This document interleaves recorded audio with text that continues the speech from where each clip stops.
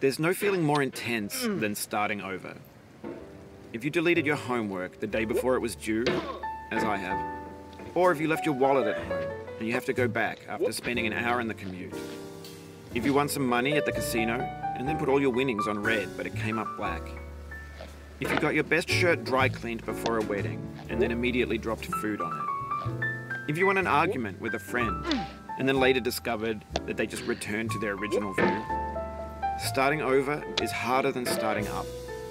If you're not ready for that, like if you've already had a bad day, then what you're about to go through might be too much. Feel free to go away and come back. I'll be here.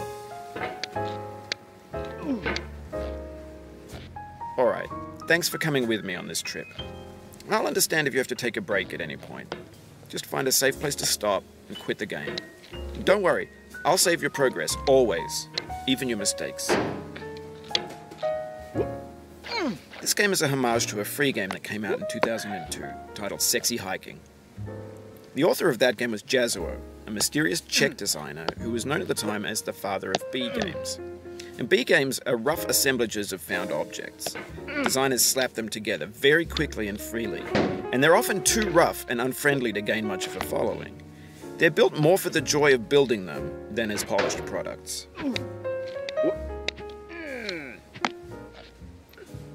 In a certain way, Sexy Hiking is the perfect embodiment of a B game. It's built almost entirely out of found and recycled parts, and it's one of the most unusual and unfriendly games of its time. In it, your task is simply to drag yourself up a mountain with a hammer. And that act of climbing, in the digital world or in real life, has certain essential properties that give the game its flavor.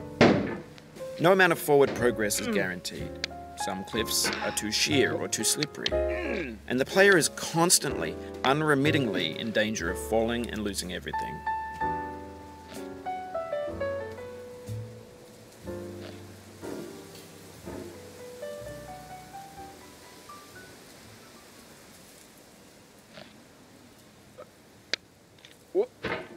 Anyway, when you start Sexy Hiking, you're standing next to this dead tree that blocks the way to the entire rest of the game. It might take you an hour to get over that tree, and a lot of people never got past it. You prod and you poke at it, exploring the limits of your reach and your strength, trying to find a way up and over. And there's a sense of truth in that lack of compromise. Most obstacles in video game worlds are fake. You can be completely confident in your ability to get through them once you have the correct method or the correct equipment or just by spending enough time.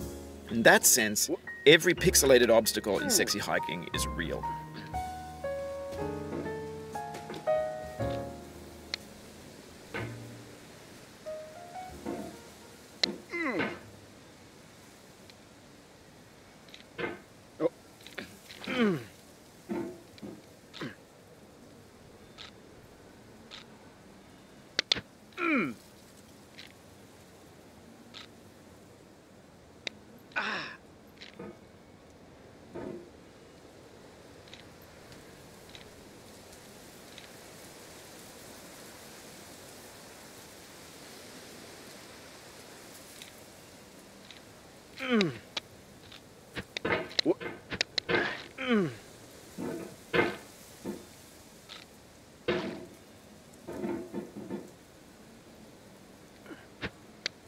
The obstacles in Sexy Hiking are unyielding, and that makes the game uniquely frustrating.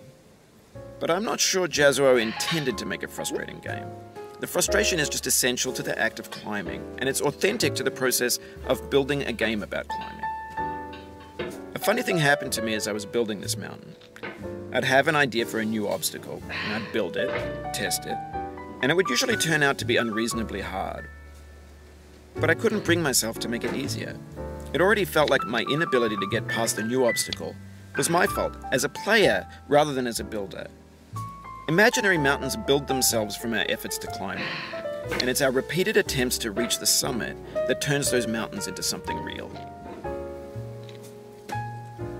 When you're building a video game world, you're building with ideas, and that can be like working with quickset cement. You mold your ideas into a certain shape that can be played with, and in the process of playing with them, they begin to harden and set until they're immutable, like rock.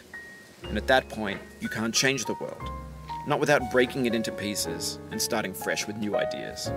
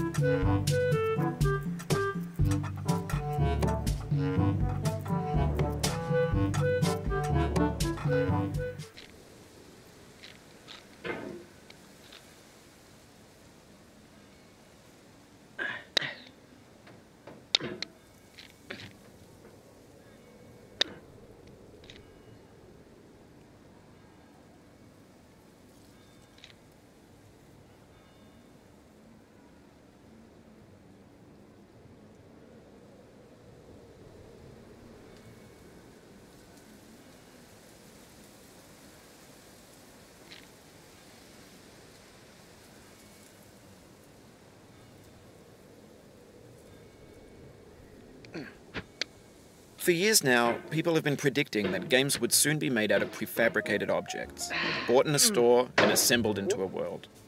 And for the most part, that hasn't happened, because the objects in the stores are trash. I don't mean they look bad or that they're badly made, although a lot of them are. I mean they're trash in the way that food becomes trash as soon as you put it in the sink. Things are made to be consumed and used in a certain context, and once the moment is gone, they transform into garbage. In the context of technology, those moments pass by in seconds. Over time, we've poured more and more refuse into this vast digital landfill that we call the internet. It now vastly outnumbers and outweighs the things that are fresh and untainted and unused. When everything around us is cultural trash, trash becomes the new medium, the lingua franca of the digital age. And you can build culture out of trash, but only trash culture. B games, B movies, B music, B philosophy.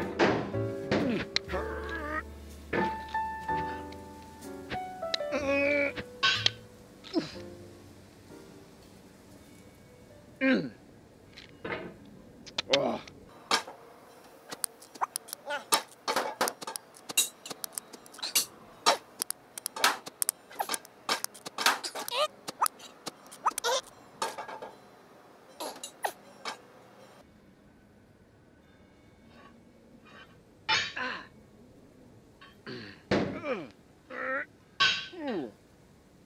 Maybe this is what digital culture is. A monstrous mountain of trash, the ash heap of creativity's fountain. A landfill with everything we ever thought of in it. Grand, infinite, and unsorted.